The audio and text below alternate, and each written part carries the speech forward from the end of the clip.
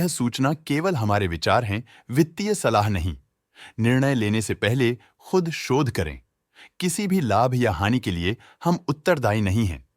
आज हम देख रहे हैं जेबीएम ऑटो लिमिटेड के 2025-26 Q3 की consolidated financial performance. Starting with the sales, पिछले क्वार्टर से सेल्स में 18% का इंक्रीज हुआ है, मगर कंपनी ने पिछले साल के मुकाबले 15.5% का सेल्स इंक्रीज रिपोर्ट किया। Expenses 18% quarter on quarter increase हो गए हैं, जो साल भर के 17% के राइज के साथ अलाइन करता है। क्वार्टरली सेल्स के कंपैरिजन में एक्सपेंसेस इंक्रीज होना दिखाता है कंपनी ने एक्सपेंसेस मैनेज करने के लिए स्ट्रगल किया। कंपनी ने पूरी साल के दौरान चैलेंजेस का सामना किया। ऑपरेटिंग प्रॉफिट, जो पिछले साल के कंपैरिजन में 3% अप हुआ है, quarter on quarter around 15% increase हुआ है। Operating profit margin (OPM) annual basis पे -1% से डिक्रीज हुआ है और पिछले क्वार्टर के कंपैरिजन में -0% से डिक्रीज हुआ है। एक्सेप्शनल आइटम्स को ऐड करके अदर इनकम पिछले क्वार्टर के कंपैरिजन में -47% गिर गई, बावजूद इसकी ईयरली ग्रोथ 15% हुई है।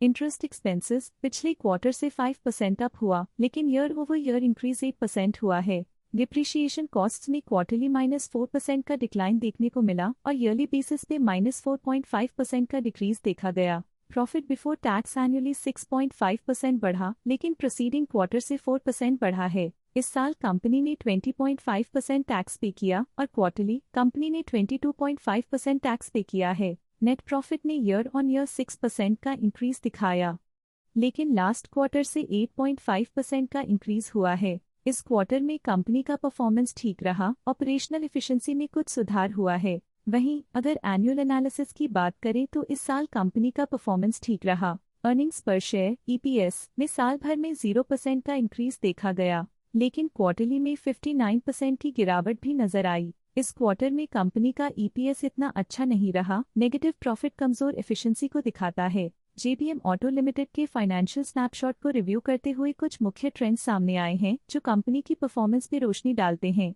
दिसंबर 2022 से दिसंबर 2025 तक जेबीएम ऑटो लिमिटेड की फाइनेंशियल जर्नी में सबसे पहले बात करते हैं सेल्स की। इस साल सेल्स में 13% की वृद्धि हुई है और पिछले 4 सालों में 53% की वृद्धि हुई है, जो एक निरंतर अपवर्ड ट्रेंड को दर्शाता है। पिछले 3 साल से सेल्स लगातार बढ़ती जा रही है, जो मार्केट एक्सपेंशन और कंज्यूमर डिमांड में वृद्धि को दर्शाता है। अब बात करते हैं एक्सपेंसेस की। इस साल एक्सपेंसेस -9% घट गए हैं, लेकिन 4 सालों में 21% का इजाफा हुआ है। इस साल सेल्स में एक्सपेंसेस के मुकाबले ज्यादा वृद्धि हुई है, जो अच्छी प्रॉफिटेबिलिटी को दर्शाता है। ऑपरेटिंग प्रॉफिट का सफर स्टेडली ऊपर चढ़ रहा है। इस साल लगभग 1.5 गुना की बढ़ोतरी के साथ और पिछले 4 सालों में लगभग 3 गुना का नोटिसेबल राइज हुआ है। पिछले 3 साल से ऑपरेटिंग प्रॉफिट लगातार बढ़ रहा है, जो कॉस्ट मैनेजमेंट और ऑपरेशनल कुशलता को दर्शाता है। इस साल नेट प्रॉफिट में -9% की गिरावट हुई, लेकिन पिछले 4 सालों में 2.5% की बढ़ोतरी हुई है, जो कंपनी की मजबूती दिखाता है।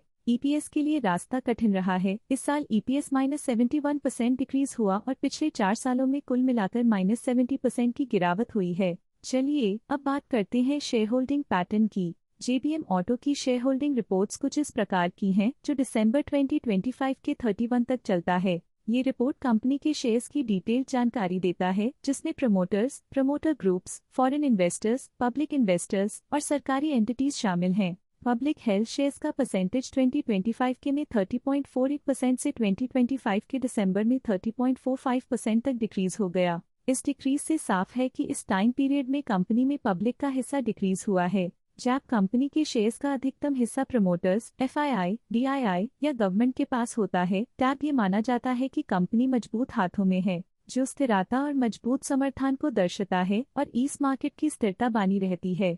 DII डोमेस्टिक इंस्टीट्यूशनल इन्वेस्टर्स ने अपना शेयर होल्डिंग 2025 में 0.09% से दिसंबर 2025 में 0.1% तक इंक्रीज किया। ये बताता है कि डोमेस्टिक इंस्टीट्यूशंस ने कंपनी में अपना इंटरेस्ट 0.01% तक इंक्रीज किया है। FII फॉरेन इंस्टीट्यूशनल इन्वेस्टर्स ने अपना शेयर होल्डिंग 2025 में 1.9% से दिसंबर 2025 में 1.92% तक इंक्रीज किया। ये बताता है कि फॉरेन इंस्टीट्यूशंस ने कंपनी में अपना इंटरेस्ट 0.02% तक इंक्रीज किया है।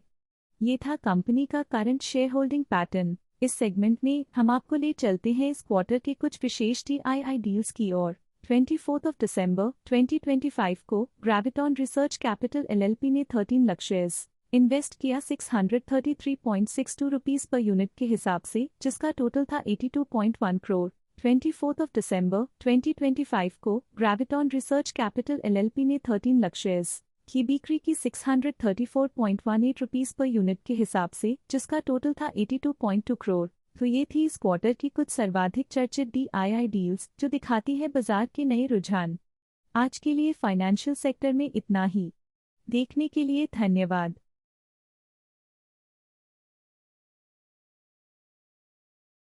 स्टॉक लेटेस्ट न्यूज अपडेट के लिए चैनल को सब्सक्राइब करें और वीडियो को लाइक एंड शेयर करें।